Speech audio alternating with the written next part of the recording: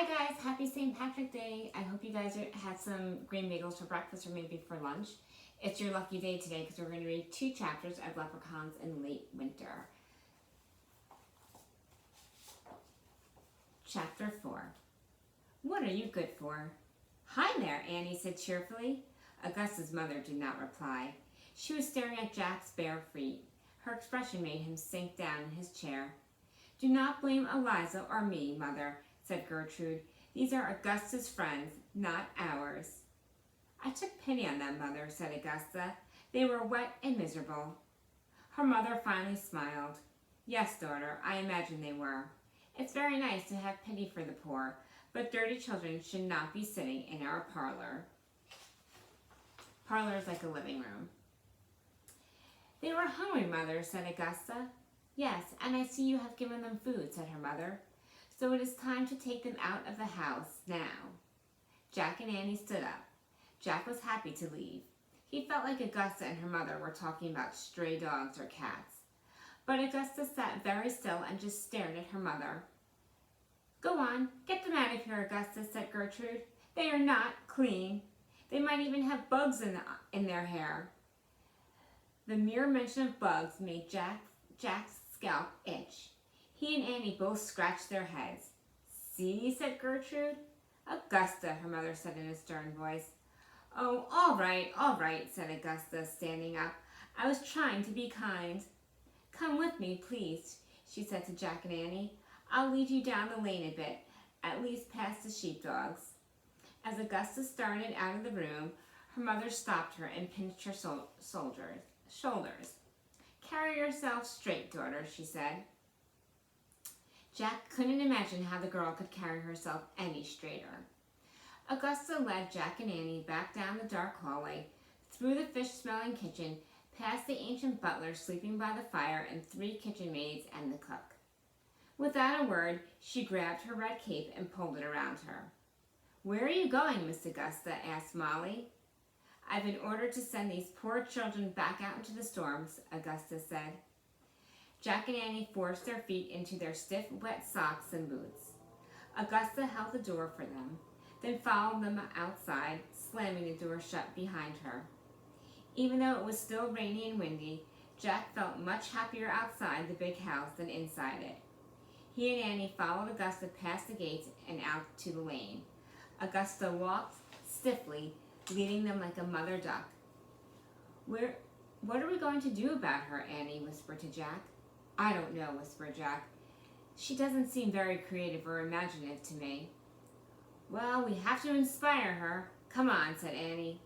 She and Jack hurried to catch up with Augusta.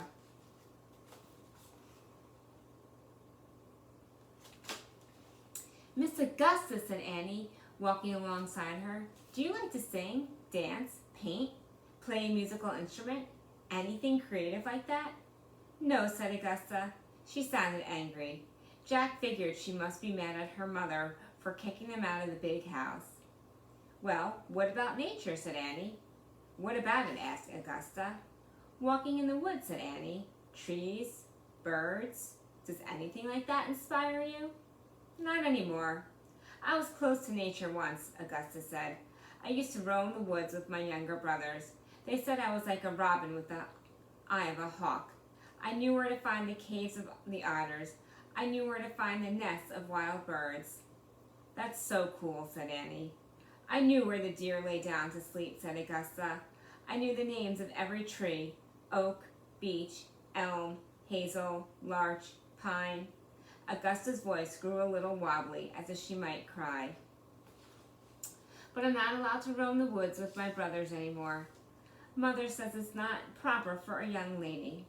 That's so sad, said Annie. Never mind, said Augusta, lifting her chin. Let us not talk about me anymore. Let us try instead to help the 2 of you. Cook said that you were not good for anything. Why would she say that? They asked us if we were good for cleaning chimneys, plucking chickens, or catching rats, said Annie, and we said no.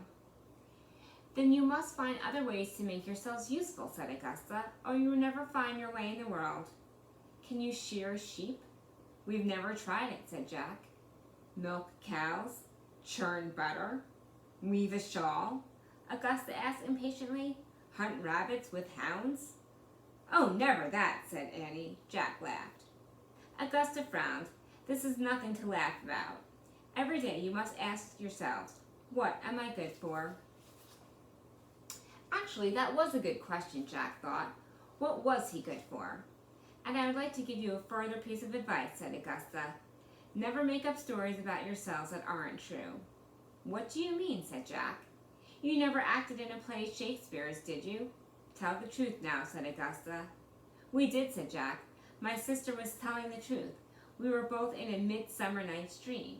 We played Wood Fairy, said Annie. We had green costumes, and Jack gave a little speech, and I danced and sang. Augusta shook her head. You poor dear, she said. I know you only make up these wild stories because your real lives are so miserable, but... Wait a minute. Stop, said Jack. What's wrong with you? Why do you act so snobby? Snobby? Me? Augusta looked confused. Jack, said Annie. No, I'm serious, Jack said to Annie. She thinks she's better than us. No, I don't, Augusta said, stunned. I'm not like that at all.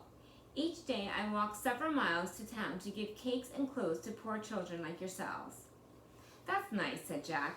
But you think you're better than those poor children, don't you? You never want to be real friends with them, would you? What would you say about me is not true, Augusta said to Jack. I love the poor.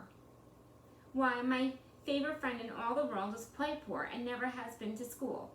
Some say she's even a little cracked in the head, but I love her dearly. Who's that? Asked Annie. Mary Sheridan, our nursemaid, said Augusta. I'll take you to meet her. Mary will tell you the truth about me. Come along. Augusta ran from the lane and across the muddy grass, her red cape flying in the wind. I don't think you inspired her, Annie said. I know. I'm sorry, said Jack. I just couldn't take her attitude any longer. Well, get over it, said Annie. We're supposed to help her, not annoy her. She was annoying me, said Jack. Yeah, I know, said Annie. Me too. But we've got a mission. Come on.